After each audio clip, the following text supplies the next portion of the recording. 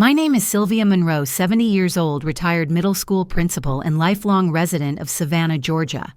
For 40 years, I taught children how to read, write, and tell the truth. I thought I'd done a decent job at it until life decided to hand me a new lesson I never saw coming. That Sunday morning, sunlight fell through the magnolia trees in my backyard. I was seated at the kitchen table, surrounded by color-coded seating charts, catering estimates, and a spiral notebook full of dessert recipes. My son Julian was getting married in less than 2 weeks, and like every mother who still believes love can be organized, I had volunteered to handle the entire buffet. 400 cupcakes, 3 chocolate fountains, 2 fruit stations, 1 heart proud enough to feed them all. The math came to about $4,200, but I was going to do it myself. It wasn't about saving money. It was about giving my son something made with my hands. The radio hummed softly from the counter, old jazz, the kind my late husband Leonard loved. He'd been gone 10 years, but I still kept his favorite mug on the shelf, chipped on the rim, yet loyal. By 9 o'clock, I carried a watering can outside to tend to my lilies. The back door stood open and the scent of lemon cleaner drifted from the kitchen. Somewhere inside, voices floated from the living room. At first, I didn't pay attention. Vanessa, my soon-to-be daughter-in-law, had come over early with her sister Trina to finalize decorations. They were both in their 30s, full of energy and ideas, their laughter light as bubbles until I caught the words that made the world tilt. Julian's mom can watch the kids. Vanessa said, her tone casual, almost cheerful. She's retired. She loves playing teacher. 15 kids. Perfect. Trina laughed. 15. That's daycare numbers, girl. You sure she can handle that? Of course, Vanessa replied. She loves helping. Plus free babysitting. That saves us at least $600. She'll feel included. My hand froze mid-air. The watering can tipped spilling water over my shoes. I didn't move. The conversation went on, slicing through the morning air like invisible knives. We'll tell her the kids need a quiet place, Vanessa continued. She'll think she's part of the plan. Meanwhile, the rest of us can actually enjoy ourselves. Genius, Trina said between giggles. Keep the grandma busy so she doesn't ruin the photos with her opinions. The can slipped from my fingers and hit the soil with a dull thud. My heart pounded in my ears. All these months I had stayed up late comparing frosting prices, sketching layouts, testing recipes. I'd imagined that at my son's wedding I would finally rest at the family table, watch him dance, laugh, become the man Leonard had always hoped he'd be. Instead, I was being scheduled like part of the staff. Through the window, I saw my reflection in the glass door, steady gray hair pressed cotton blouse, gardening gloves. A woman who'd spent her life giving orders politely and taking insults quietly. My instinct as a teacher was to correct mistakes, not punish them. But this wasn't a classroom. This was my family. Just make sure she brings her glasses, Trina said. Old folks get tired fast. Please, Vanessa replied. She lives for this. We're doing her a favor. The words lodged in my throat like gravel. I stepped back from the door and turned toward the kitchen. My movements were deliberate, mechanical. I placed the watering can in the sink, rinsed my hands, and reached for my teacup, the one Leonard bought me on our 30th anniversary cream porcelain with a gold rim. I set it on the counter harder than I meant to. A thin crack snaked down the side, splitting the reflection of sunlight in two. That sound, sharp, clean, final, made me realize something had shifted inside me. I sat at the table again, staring at the seating chart that looked suddenly meaningless. The names, the numbers, the neat circles representing people I loved, every line now felt like evidence of my own blindness. I picked up my pen and began to write a new column in the margin, who actually sees me. My mind replayed Vanessa's voice, free babysitting, keep her busy, not mom, not Sylvia. Not the woman who raised your husband and paid for his degree when the lights almost got cut off. I took a deep breath, steady, as if preparing to discipline a rowdy classroom. My pulse slowed. My logic returned. I wasn't going to yell or cry. I was going to teach. By noon, the sky had turned silver with summer heat. The lilies shimmered heavy with drops of water. I poured myself another cup of tea and whispered to Leonard's photo on the mantel. "Looks like it's time for one last lesson, Lenny." For 40 years, I'd taught children about boundaries, how to share crayons without losing dignity. Now I realized adults needed that same lesson. The radio played Nina Simone's "Feeling Good." Fitting. I took off my gardening gloves, folded them neatly beside the cracked teacup, and wrote one sentence on the back of the seating chart. "They think I'm their babysitter. I think they're about to learn responsibility."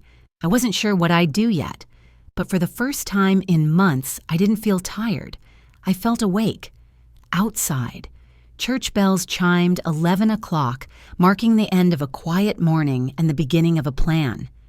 That afternoon, something broke, just not the porcelain. The next morning, Savannah woke to the hum of cicadas and the smell of rain-soaked soil. I woke to silence, the kind that presses against your chest, reminding you that peace isn't always gentle. I brewed my usual pot of chamomile tea and opened the curtains. My lilies stood tall after the storm, glistening in sunlight. I, however, felt anything but steady. The crack on my porcelain teacup caught the light again. A thin vein of gold reflection ran along it like a scar that refused to heal. I traced it with my fingertip, thinking of Leonard. He used to call that cup my thinking partner. "You don't drink tea," he'd tease. "You conduct board meetings with it." Maybe he was right. Because that morning, I called a meeting with myself. I sat down, opened my laptop, and checked the family group chat. A notification blinked red. "Vanessa Sill will handle the kids. We're all set. Trina Free Nanny secured Julian, thanks Mom. You're the best." I stared at those 3 lines until the words blurred. Sill, Nanny. Secured. Not one message asking me if I agreed. My heart didn't just ache, it folded. The kind of pain that doesn't shout it quietly rearranges your dignity. I scrolled further. A new message appeared. Vanessa again. Can someone remind her to bring board games for the kids? That was the moment I closed the laptop, slow and deliberate, as if sealing a casket. I walked to the hallway shelf and pulled down an old photo album. Dust rose, soft and familiar.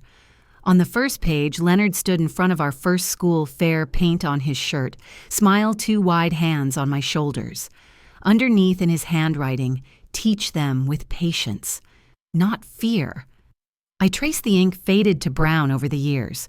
"You'd tell me to teach, not beg," I whispered. "So I will." The clock on the wall ticked loudly. 9, then 10, then 11. The rhythm felt like a heartbeat steadying itself after shock. Tick. Patience. Tick. Pride. Tick. Lesson. By afternoon, I had a plan, not revenge, but curriculum. That evening, I called Camille, my oldest friend. We'd met in 1975 when she was a nurse, and I was the new teacher down the street. She was bold, unfiltered, the kind of woman who could cut through your self-pity like a surgeon with perfect aim. The phone rang twice before her voice filled the room. "Sylvia, girl, you sound like you've seen a ghost." I smiled faintly. "Worse. I've seen a group chat. Lord, that bad try being promoted to unpaid babysitter of 15 children. Apparently, it's a family honor." Camille didn't even gasp. She chuckled a deep, knowing laugh. People forget retirees are still alive." I sat down, tea in hand. They talked about me like a resource, Camille, not a person. "Free nanny secured," they said. Like I'm some piece of equipment. "And what did you do?" I didn't say a word. "Good. You spent your life teaching children. Maybe it's time they learned something." Her tone softened. "You always said discipline works better when it's silent first. Remember?" I leaned back in my chair. "Patience before punishment." Exactly. Now let that patience cook a little. The lesson will taste better. We talked until twilight. Camille's laughter filled the corners of the room where loneliness had been nesting for years. Before hanging up, she said, "Sylvia, when you do teach them, make sure the homework's unforgettable." The next 2 days passed with eerie calm. I went about my routine as if nothing had happened, watering lilies, organizing my spice rack, and baking lemon bars for the tutoring kids who still came by after school. Julian stopped in on June 4th to drop off a box of printed invitations. He looked tired but happy. "Mom Vanessa's really grateful for your help." I smiled, setting the box aside. "Is she?" "Yeah, she said you make everything easier." "Good to know," I said. I've always been a problem solver. He kissed my forehead and left, unaware that beneath my calm tone was a storm rehearsing its entrance. After he left, I sat at the kitchen table again. The broken teacup rested beside the clock. Both carried the same message: things crack time heals. But sometimes you have to let the silence teach first. I jotted down a small list in my notebook titled Lesson Plan, June 10th. 1. Define the problem clearly. Misuse of trust disguised as love. 2. Identify teaching method. Demonstration, not lecture. 3. Expected outcome. Respect restored. Dignity graded A+. I closed the notebook and smiled. The ticking clock sounded almost approving. That night, I placed Leonard's photo on the windowsill facing the moonlight. "You'd laugh at me," I murmured, "but you'd understand." The moon hung over the garden like a watchful eye. The lilies shimmered, still wet from the evening dew. I set my alarm for 6 the next morning. My plan didn't involve confrontation. It required choreography. A quiet withdrawal, a few cancellations, and a single well-placed letter. The world would think I was the same gentle Sylvia Monroe, reliable and mild. But inside, the principal had stepped back into her classroom. And this time, the students were adults who'd mistaken kindness for compliance. By June 5th, my decision had settled into my bones. I made one last cup of tea before bed. The clock struck 9, ticking like a metronome, keeping time for my resolve. Tick patience, tick preparation, tick power. I blew out the candle beside Leonard's photo. "Class begins soon," I whispered. And in the darkness that followed, the clock kept ticking. Steady, patient, waiting for the first lesson to begin. Morning light slid through the blinds in thin, deliberate lines, like a teacher grading the sky. I woke up before the alarm. I didn't need the clock anymore. My timing was set by resolve, not routine. The air smelled faintly of lemon polish and chamomile. My old house felt alive again, as if it knew something important was about to happen. I brewed a single cup of tea, the cracked porcelain one, and took the first sip slowly. The line running down the side of the cup caught the sunlight glimmering gold. Leonard once told me, "You can't pour from an empty cup still." He was right. I'd been pouring for everyone else too long. Today I was going to stop. By 8 o'clock, I was at my tutoring center, a modest brick building off Whitaker Street with pale blue shutters and children's drawings taped to the front window. The kids called it Miss Sylvia's Learning Nook. It wasn't much, just 3 rooms, a shelf of secondhand books, and a squeaky ceiling fan, but it was mine, my small kingdom of patience and pencils. I unlocked the door, turned the closed sign around, and sat at the desk. The air smelled faintly of chalk and childhood. On the wall hung a quote from Maya Angelou. "When someone shows you who they are, believe them the first time." I taught that lesson 100 times. Now it was teaching me. I opened my ledger and reviewed the numbers: income, expenses, summer enrollment. Everything balanced, everything stable. I could step away for a weekend guilt-free. Then, with the same calm precision I'd once used to correct essays, I began my calls. 9:12 a.m., Butter and Bloom Catering. "Hi, this is Sylvia Monroe. I'm calling to cancel the buffet order for the Monroe-Harrington wedding on June 10th. The woman on the line hesitated. "Oh, I'm sorry to hear that. Can we ask the reason? Family emergency," I said evenly. "Please redirect the deposit to Blue Haven Spa under my name. Same account." There was a pause, just long enough for me to imagine her polite confusion. Then a simple, "Of course, Mrs. Monroe, we'll handle it." 9:30, Petal and Grace Florist. Another call, another calm voice. "Yes, I'm aware of the cancellation policy. Family emergency. Please forward the remaining credit to Blue Haven Spa." 9:50, Linen Lux Rentals. "Yes, I'll email you confirmation. Family emergency." The words rolled off my tongue like lines from a lesson plan rehearsed to perfection. By noon, I'd made 6 calls, each one a small act of quiet defiance. Every vendor accepted my explanation without question. No raised voices, no drama, just a woman tying loose ends with the precision of a surgeon and the serenity of someone who'd stopped asking for permission. At lunch, I sat alone at my desk eating a peanut butter sandwich from a paper napkin. I stared at the empty classroom chairs, the ones where kids used to sit swinging their legs, complaining about homework. I smiled. "Even when you don't show up," I said softly, "the substitute teacher still has to run the class." That was exactly what I was now, a substitute. Not for someone else, but for the version of me that used to say yes to everything. By 2 o'clock, I locked up the center and headed home. The afternoon light felt heavier, full of decision. I opened my laptop again, wrote 3 short emails each, starting with the same phrase, "Dear team. Due to a family emergency, I'll be unable to assist with the wedding arrangements this weekend. Please consider this my formal cancellation. Kindly redirect deposits to Blue Haven Spa, Savannah." Before hitting send, I reread each line carefully, not to proofread, but to make sure my tone remained kind. I didn't want revenge to sound bitter. I wanted it to sound polite. Politeness was my best disguise. Around 5, I cleaned the kitchen, wiping the counters, rinsing the teacup, watering the lilies once more. Everything in the house gleamed with order. Discipline was peace to me. The clock on the wall ticked softly, its steady rhythm echoing through the kitchen. Tick, tick, tick. Every sound whispered, "Patience pays its own salary." As twilight approached, I sat down at the table, pulled out a clean sheet of stationery, and uncapped my old fountain pen, the same one Leonard had given me when I became principal. The ink flowed dark and sure. I began to write. "Julian, a mother's role is chosen, not assigned. I have always chosen love.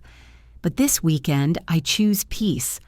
Please do not worry. You'll understand one day when your own child teaches you how boundaries protect love, not break it, with steady heart, Mom." I read it twice, folded it carefully, and slid it into an envelope. No explanations, no guilt, just truth distilled. Then I placed it under the cracked teacup, my quiet monument to, every time I'd swallowed hurt, and called it harmony. The kitchen fell silent except for the soft ticking of the clock and the hum of the refrigerator. I looked around the same table where I'd hosted birthdays, the same counter where I'd baked Julian's first cake, the same window where I'd once watched Leonard mow the lawn, waving at me with that silly grin. I whispered into the stillness, "This time, Leonard, I'm grading my own paper." The clock ticked again, steady approving. Outside, fireflies began to glow across the yard, blinking like tiny applause. And as the evening air filled with the scent of lilies, I realized something beautiful. I wasn't running away. I was stepping back into my own classroom. Tomorrow, the lesson would begin. Downtown Savannah glowed that Sunday evening lanterns strung across River Street like tiny suns. The restaurant Julian had chosen for the rehearsal dinner, the Magnolia Room, was all soft jazz and candlelight, the kind of place where people pretend perfection is natural. I arrived 10 minutes early. I always do. Years of teaching had taught me that punctuality is a quiet form of power. When you're early, you get to watch. When you watch, you learn. Julian waved from across the room, all smiles and pride. "Mom, you made it, of course, dear," I said, hugging him. I wouldn't miss the preview before the main show. Vanessa swept in a few seconds later, radiant in satin and control. Her perfume arrived before she did something floral, expensive, rehearsed. She kissed my cheek lightly the way people kiss glass, not to connect, but to avoid smudging it. "M. Charlotte," she said sweetly, "you look wonderful. We were just talking about how perfectly everything's coming together." Camille, sitting 2 seats down, caught my eye and smirked. She knew exactly what perfectly meant tonight. The dinner began with champagne and small talk. Vanessa was in her element, speaking fast, gesturing, wide her laughter just loud enough to claim the room. I smiled when appropriate, nodded when expected. Inside, I was a calm sea over a live wire. The waiter refilled glasses. Plates of roasted salmon and garlic potatoes arrived. Vanessa clinked her glass. Everyone, she began, her voice carrying easily over the jazz trio in the corner. I just want to thank you all for being here. Tomorrow's going to be magical. We've handled every detail from the floral arrangements to the dessert buffet. Everything's perfectly organized. I took a sip of water, hiding a small smile. Even the kids' corner, she added proudly. We'll have games, snacks, and of course Mom Sylvia watching over them. She's so good with children. The table murmured approvingly. Someone said, "That's so sweet of you." Another added, "Every family needs a grandmother like that." Julian beamed. Mom's a lifesaver. Across the table, Camille bit her lip to keep from laughing. She caught my gaze and raised one brow. Her napkin trembled slightly, her way of saying, "Lord, they have no idea." I lifted my champagne glass voice steady as glass itself. To smooth plans, I said lightly, and even smoother surprises. The table laughed politely, unaware that my toast was a prophecy. Vanessa smiled, oblivious. Amen to that, Mom. Sylvia Camille nearly choked on her drink. Dinner moved on. Vanessa kept talking, unaware that her perfect wedding had already been quietly dismantled. She bragged about the dessert table, the imported linens, the custom floral arch. Each sentence was a thread unraveling in slow motion, only she didn't see it. The florist said the roses are arriving early tomorrow, Vanessa said. Pink and ivory, just like my vision board. I stirred my tea. That's interesting, I said softly. Florists these days have so many unexpected delays. Not this one, she replied with a confident laugh. Camille's foot nudged mine under the table. I didn't look up, but I knew she was trying not to grin. When dessert came, pecan pie and coffee, I watched Julian. He looked happy, tired, a little distracted. Maybe that was what love did to people. It blurred their vision just enough to make them ignore warning signs. Mom, he said, turning to me. Vanessa, and I can't thank you enough. You've done so much for us. Don't worry, dear, I said, smiling. Everything is already taken care of. He sighed in relief, missing the second layer of meaning entirely. Vanessa reached for his hand. We're so lucky. I mean, really, everything is handled, Camille whispered under her breath. Handled all right. I almost laughed. Almost. The conversation shifted to honeymoon plans.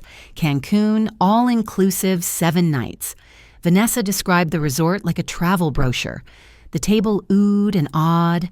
I listened, stirring sugar into my tea until it dissolved completely. That's how control feels, I thought. Not loud, just steady, just dissolving resistance quietly. The waiter poured refills. The air was warm and sweet with perfume and pretense. Mom Sylvia Vanessa said suddenly, "You'll love the little station we set up for the kids. It's right next to the buffet. We even added extra napkins for you." Camille's fork clinked against her plate. Extra napkins, she repeated. Now that's organization. Vanessa nodded proudly, missing the joke. Of course. I like to think of every detail. I set my glass down the rim, catching the candlelight. You certainly have, dear, I said, though sometimes plans change in the smallest ways. Oh, Vanessa tilted her head. Life, I replied, it likes to add its own edits. For a heartbeat, silence touched the table. Then Julian laughed it off. Mom's right. Let's hope the edits are good ones.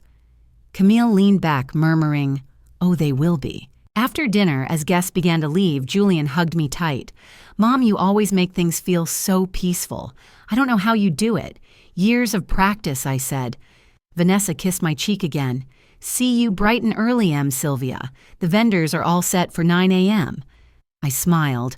I'm sure they are. When I stepped outside, the summer air felt thick electric. Streetlights glowed against the cobblestones. Camille joined me a moment later, slipping her arm through mine. Girl, she whispered, half laughing, half whispering awe. I almost lost it in there.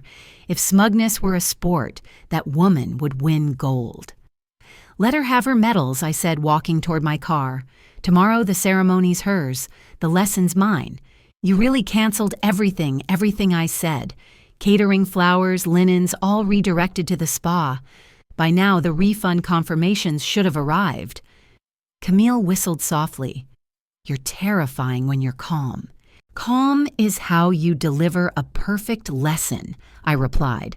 No shouting, just consequence. We reached my car.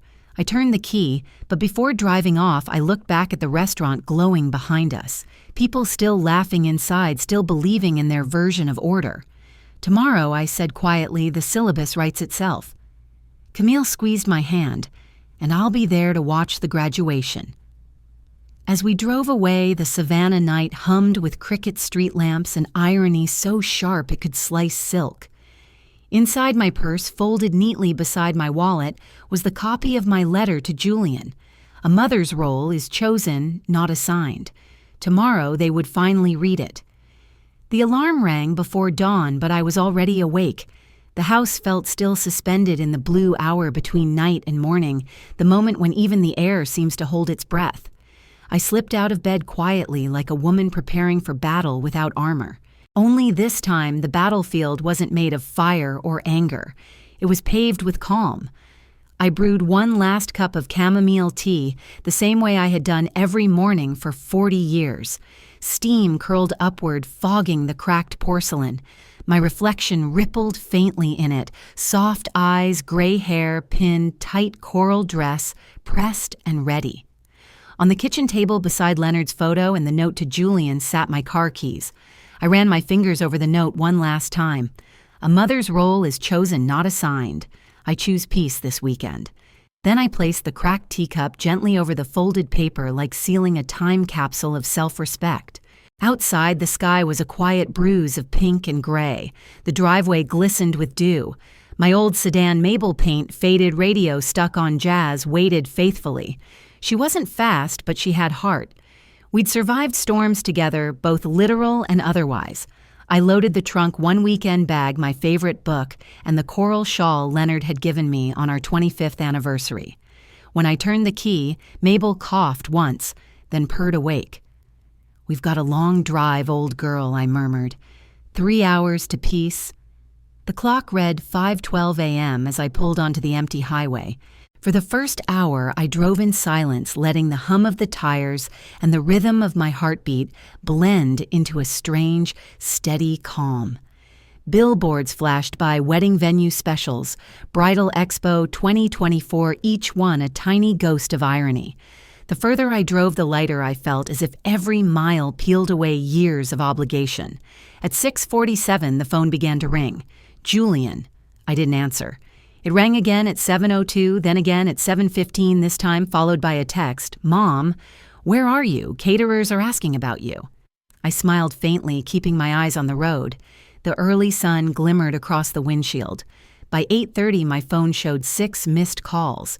I imagined him standing in their polished hotel room, tie half-tied panic, blooming like cold sweat. Vanessa pacing behind him, trying to keep control as the dominoes began to fall. Everything's handled, she'd said. Oh, it was handled all right. By the time I crossed into Blue Haven County, the highway had softened into coastal curves. Cypress trees arched over the road like gentle hands. The sign for Blue Haven Spa Retreat appeared at 8:54 a.m. in elegant cursive letters. Peace lives here. I parked Mabel under the shade of a magnolia tree. The air smelled of salt and citrus. Inside, a woman in a linen uniform greeted me with a soft smile. Welcome, Mrs. Monroe. Your suite is ready. Lakeview, just like you requested. She handed me a glass of lemon water. Breakfast is being served by the water deck. Perfect, I said, meaning it. By 9:10 a.m., I was sitting on a wicker chair overlooking the lake. The water shimmered pale gold under the morning light. I set my tea beside a plate of fresh fruit, closed my eyes, and listened to the world breathe. Then my phone buzzed again. Julian. I let it ring 3 times before answering. Mom, thank God, where are you? His voice was frantic, layered with background chaos. Muffled voices, chairs scraping. Vanessa shouting something about the cake. Good morning, sweetheart, I said, stirring my tea. Mom, this isn't funny. The caterer says the order was canceled. The florist didn't show up and the linens. What's going on? Sounds stressful, I said softly. Mom, please, where are you? Everyone's waiting. I looked out at the lake, at the reflection of clouds floating unbothered across the water. Then I said calmly and clearly, "I'm exactly where peace lives. Don't wait for me or the dinner table." The silence on the other end was immediate. Heavy, then a stammer. "Mom, what does that mean?" "You can't, Mom." I took another sip of tea, slow, deliberate. "It means Julian." I said the lesson has begun. And then I ended the call. For a long time, I sat there in stillness, feeling the tremor of adrenaline fade into something else, something quiet, powerful. A blue heron skimmed the surface of the lake wings, cutting through sunlight. Somewhere behind me, spa guests laughed softly, the kind of laughter that doesn't ask for permission. I leaned back in the chair, exhaled deeply, and whispered to the wind, "Leonard, your girl finally learned how to say no." My phone lit up again, 3 new messages. I didn't open them. I turned the phone face down on the table as if laying a lesson to rest. In the distance, I could almost hear the echo of wedding bells faint and far away. Somewhere, they were waiting for the woman who always showed up. But not today. Today, she'd driven 3 hours south, traded guilt for calm, traded servitude for silence. For the first time in 70 years, Sylvia Monroe was not the one being taught. She was the teacher, and class had officially begun. By noon, the summer sun burned over Savannah like a merciless spotlight, bright, sharp, and revealing. Inside the Harrington Hall ballroom, the show had begun, but without its stage crew. The buffet tables stood bare, covered only with white cloths that looked like surrender flags. The floral arch, once promised to overflow with ivory roses, was nothing but a skeleton of wires and green tape. And the so-called kids' corner was a battlefield of cupcake crumbs, spilled juice, and unclaimed toddlers. A boy in suspenders wailed. A girl in lace stomped her foot and declared she was bored. Somewhere near the back, a toddler found a handful of frosting from the backup cake and hurled it straight into the air. It landed squarely on Vanessa's designer dress. The crowd gasped. Cameras stopped clicking. Vanessa's face turned the color of her ruined icing. "Julian," she screamed, "where is your mother?" Julian ran a trembling hand through his hair, his phone pressed to his ear. "She's not answering. She said she'd handle the food." One of the guests holding a fussy baby frowned. "You said there would be supervision for the kids. We can't even eat. Please just give us a minute." Julian stammered, his tie half undone. The maitre d' hovered nearby, helpless. "Sir, the caterers didn't deliver." "Should we order takeout?" "Takeout?" Vanessa shrieked. For 150 guests, Julian pressed his phone again, pacing, his voice rising. "Mom, pick up, please, just pick up." Meanwhile, 3 hours south, I was reclining in a soft white robe by the spa's lakeside patio. A gentle breeze carried the scent of eucalyptus and lavender. A soft flute melody played somewhere behind me. My phone buzzed on the table. Once, twice, then continuously. I glanced at the caller ID, Julian Monroe. I let it ring until the voicemail icon appeared, then pressed play. "Mom, please. It's chaos here. The kids are everywhere. The parents are furious and Vanessa's losing her mind. I'll give you $500 if you just come watch them for a few hours. Please, Mom. I'm begging you." The desperation in his voice might have broken me once, but not today. I took a slow sip of herbal tea, savoring the taste of serenity, and hit callback. He answered instantly. "Mom, thank God, are you on your way?" I smiled at the calm reflection of the lake. "No, sweetheart, but I am listening. Please, just help me. You can name your price." "Actually," I said gently, "my teaching rate starts at $10 an hour per child. That's 15 children for 6 hours, $900 total." There was silence on the line. Then a faint choke of disbelief. "Mom, this isn't the time for jokes. I'm not joking, Julian. That's still $300 less than the buffet I canceled to teach this lesson." Before he could respond, I added softly, "Education isn't free, dear. Not when it's for adults." And I ended the call. A moment later, my spa phone rang, the internal line reserved for room service and polite emergencies. I answered, expecting a masseuse. It was Camille, her voice bubbling with laughter. "Girl, tell me you didn't just charge your own son tuition." "Only fair," I said, smiling into the sunlight. "Private lesson rates apply. You're giving them a crash course in Respect Sylvia. And I gotta say, you're the best teacher I've ever seen." I chuckled softly. "Funny thing, Camille. I used to think teaching ended when I retired. Turns out I just needed a new classroom. And better students," she added. "Exactly." Back at the venue, the chaos crescendoed. The cake, what was left of it, had collapsed under the weight of children's fingerprints. Half the guests were lining up for hastily delivered pizzas, their elegant clothes at war with the smell of tomato sauce. A woman holding a baby announced loudly, "We're leaving. This isn't organized." Others followed, murmuring in disappointment. Vanessa was on the verge of tears, mascara streaking down her face. "This was supposed to be perfect," she whispered. Julian looked around helplessly. "Mom would have fixed this," he muttered. Vanessa snapped. "Then where is she?" A nearby aunt replied dryly, "Probably somewhere peaceful, darling." At the spa, the air smelled of jasmine and salt. I reclined deeper into my chair, watching the ripples glide across the lake. The world was utterly quiet except for the soft tapping of dragonfly wings. I thought about Leonard and how he used to say, "Peace isn't the absence of noise, Syl. It's knowing you don't have to answer it." He was right. The phone buzzed again, another call from Julian. I silenced it and texted one final message. "Son, I hope your wedding teaches you what my classroom couldn't. Gratitude isn't inherited, it's learned." Then I turned the phone face down. Camille arrived a few minutes later, holding 2 glasses of sparkling lemonade. She handed me one. "To peace," she said. "To lessons learned," I replied. We clinked glasses lightly, watching sunlight shimmer off the surface of the lake.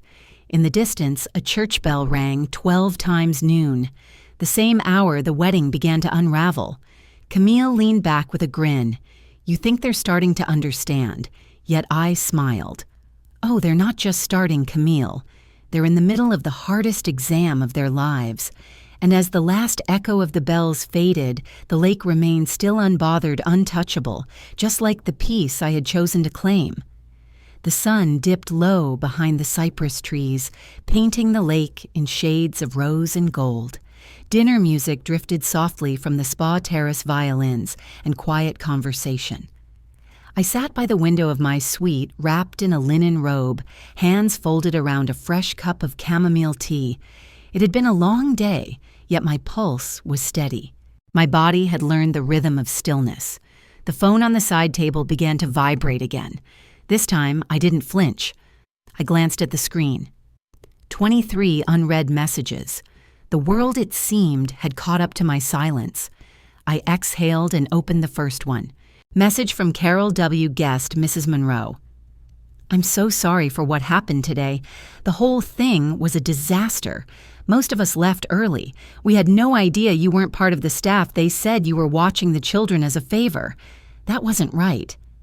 Message from Michael H. Vanessa's father, Sylvia. This is Michael. I just found out the truth about the catering and what Vanessa told people. I'm deeply sorry. You didn't deserve that kind of treatment. You've always been gracious to our family. Message from Aunt Denise girl. You did the right thing. They'll never forget this day, but not for the reason they planned. Each message came like a small breeze through an open window, cool, unexpected, carrying the faint scent of vindication. Then another notification appeared. Eli, my neighbor from 2 streets over the one who watered my plants whenever I was away, heard what happened. Half the neighborhood's talking.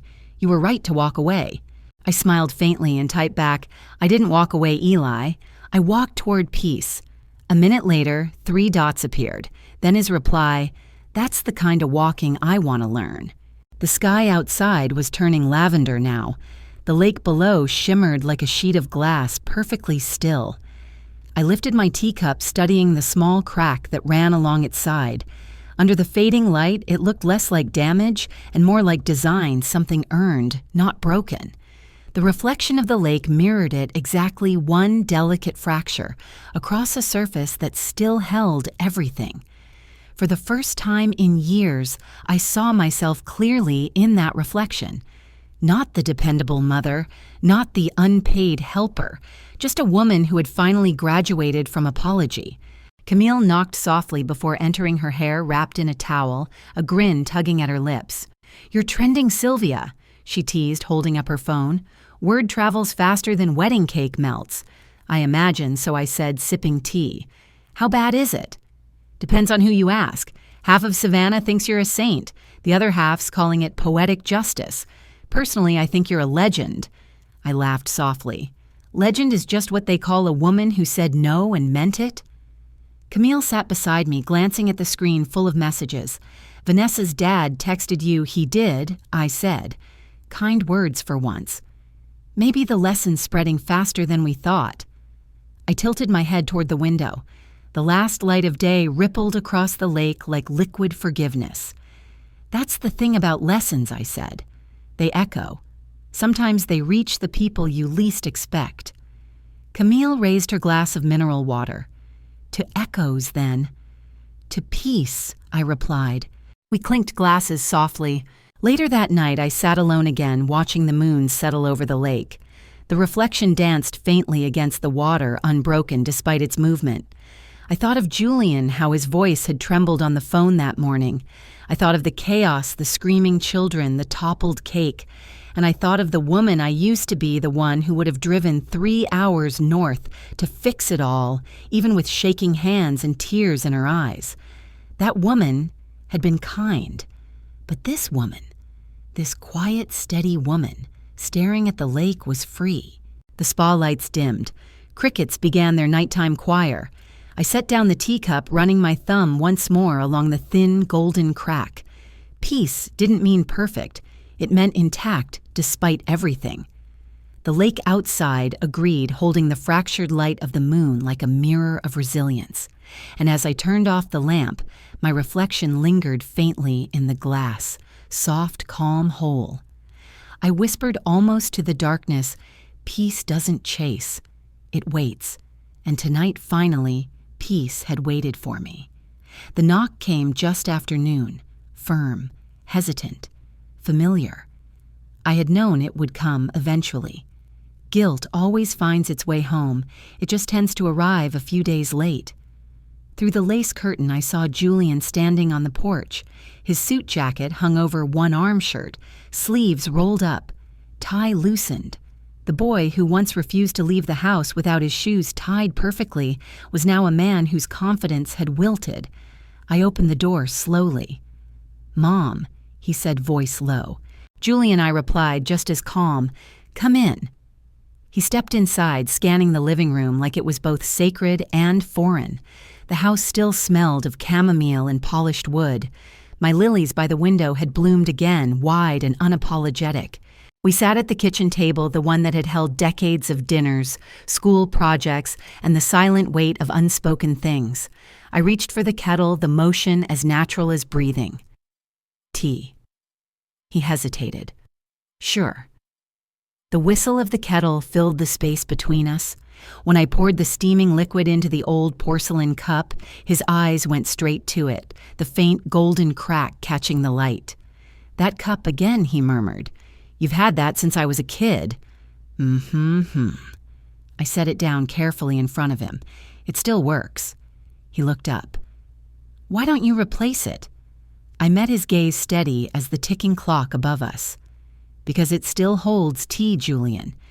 Dignity can too."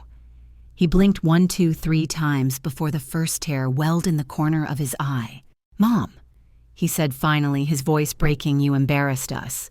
The words landed like stones dropped into still water, small ripples, deep reach. I folded my hands together. "No, Julian. You embarrassed yourself by assuming I work for free." He flinched slightly, not from anger, but recognition. It wasn't supposed to happen that way. "Vanessa told me that I volunteered, I finished for him." "Yes, I heard." He lowered his head. "We never meant to hurt you." "Hurt," I said softly, "requires intention. What you did was assumption. An assumption is what happens when love forgets respect. The silence that followed was heavier than argument. He wiped his face with the back of his hand. It was chaos, Mom. The kids, the food. Everyone left early. Vanessa cried for hours. Dad would have hated it. I stared at the steam rising from his tea, slow and unbothered. Maybe that was the only way the lesson would stick. He looked at me again, and this time I saw the boy in his eyes, the one who used to bring me wilted daisies from the yard, saying, "For you, Mom, because you always make broken things pretty." He finally whispered, "You taught me, didn't you? This was your lesson." I smiled faintly. I've been teaching my whole life, Julian. But this was the first time I gave an exam without warning. He gave a half laugh through his tears. "I failed it, didn't I?" "No," I said. "You're here. That's the retake." He took a sip from the cracked cup. His hands trembled slightly. "Vanessa doesn't know what to say to you. She's embarrassed." "So were you," I said. He nodded, eyes wet. "She told me to tell you she's sorry." "I don't need her words," I replied quietly. "I need her growth." Julian took a deep breath, staring down at the table. "You really scared me, you know. When you didn't show up, I thought something happened. Something I said. I remembered who I am. The words hung in the air, simple, final, true. The clock ticked on. Somewhere outside, the cicadas hummed their steady hymn to summer. Julian looked around the kitchen the way a child studies an old classroom after years away. His eyes landed on the note I'd left days earlier, still tucked beneath the glass sugar jar. A mother's role is chosen, not assigned. He whispered the line aloud, almost reverently. "You really meant it." "I did," I said, "because love without choice isn't love, it's labor." He nodded slowly, tears tracing down his face. "I don't deserve how calm you're being right now." "I know," I said gently. "That's what makes it a lesson." He laughed through the tears, short, broken, real. Then after a long pause, he said, "You know what? Vanessa asked me last night. She said, 'What kind of woman cancels her own son's wedding buffet?' And what did you tell her?" I told her, "The kind who finally stopped being taken for granted." I smiled. "That's a good start." He finished his tea, slowly watching the crack along the cup as if it were speaking to him. "You're not going to fix it, are you?" he asked again, almost like a child. "No," I said, running my thumb along the smooth edge. "It doesn't need fixing. It needs remembering." When he stood to leave, the sunlight was pouring through the window, painting a soft glow across his face. He leaned down and kissed my forehead the same way his father used to before leaving for work. "Mom," he whispered, "thank you for teaching me, even when it hurt." I touched his hand. "That's how the best lessons stick." He nodded, eyes glistening. Then he turned toward the door, pausing only once more to look back at me sitting at the table, small, still holding a cup that had survived everything. And in that quiet exchange, I saw it the shift, from guilt to understanding, from taking to recognizing, from son to man. When the door closed behind him, I sat back, lifting the cracked cup to my lips. It was still warm. It still held tea, just like me. The afternoon was quiet, the kind of quiet that doesn't demand attention, it simply rests. The lilies outside my window had begun to close for the evening, their white petals folding like hands in prayer. I was in the middle of sorting through some old recipe cards when I heard the soft knock at the door. Not firm, not impatient, just hesitant, like someone seeking permission to enter peace itself. When I opened it, Vanessa stood there. No makeup, no polished hair, just a pale blue blouse wrinkled from nerves and heat. Her hands trembled slightly as she held a small box wrapped in tissue paper. "Mrs. Monroe," she began, her voice thinner than I'd ever heard it. "I hope it's okay that I came alone." I stepped aside gently. "If you're brave enough to come, you're welcome to step in." She managed a faint smile and entered, her eyes darting around the living room as though it might accuse her. We sat across from each other at the same kitchen table where Julian and I had spoken 2 days before. The late sunlight pooled across the wood grain, golden and forgiving. For a long moment, neither of us spoke. Then she took a deep breath and said, almost whispering, "I owe you an apology, Mrs. Monroe." Her voice cracked on the last word. "I was awful to you. I thought I was just being efficient, organized, but I was cruel. I talked about you like you were a staff member, not family." She stopped looking down at her hands. "Truth is, I didn't know how to deal with someone like you." "Someone like me?" I asked softly. She swallowed. "Someone who gives without asking for anything back. My mother, she died when I was 11. My father remarried a year later. After that, I never really learned what closeness with a mother figure looked like. When you tried to help, I thought you were judging me." Her voice trembled again. "So I tried to keep control. And the only way I knew how was to push you away."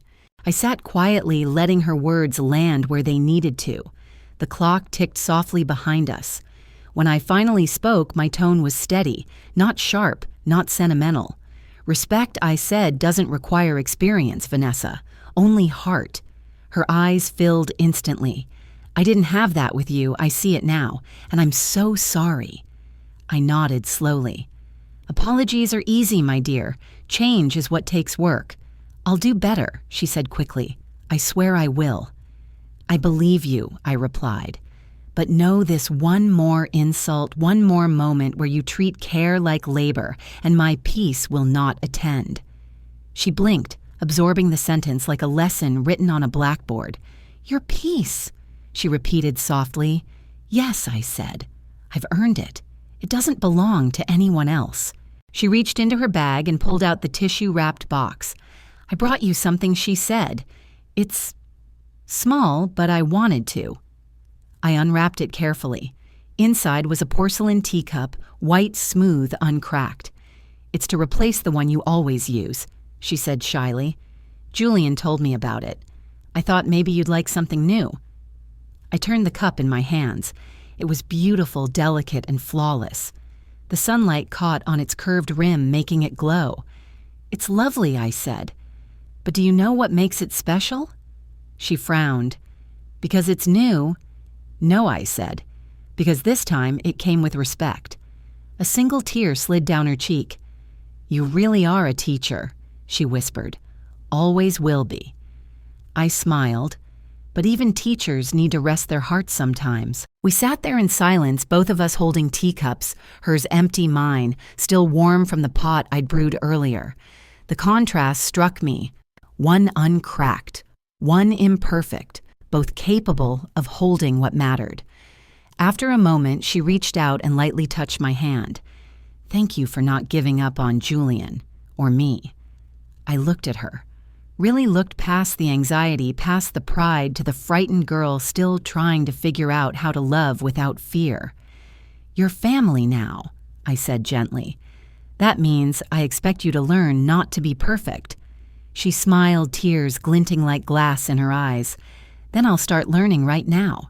As she stood to leave, I placed the new teacup beside the old one on the counter. 2 generations of porcelain, 2 different kinds of survival.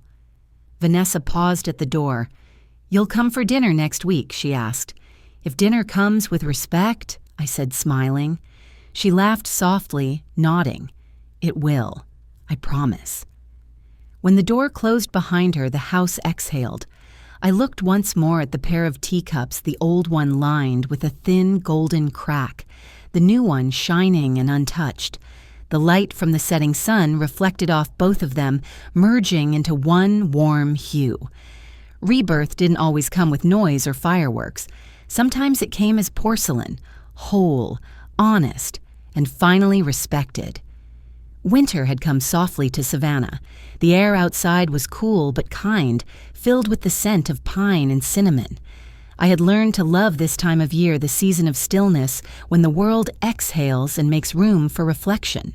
On my kitchen desk sat a stack of freshly printed copies of my little e-book, Lessons from the Principal's Table Serving with Dignity, written with Camille's help and published just 2 weeks ago.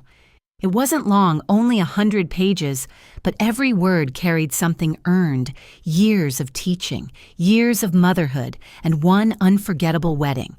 The emails had already started to come in.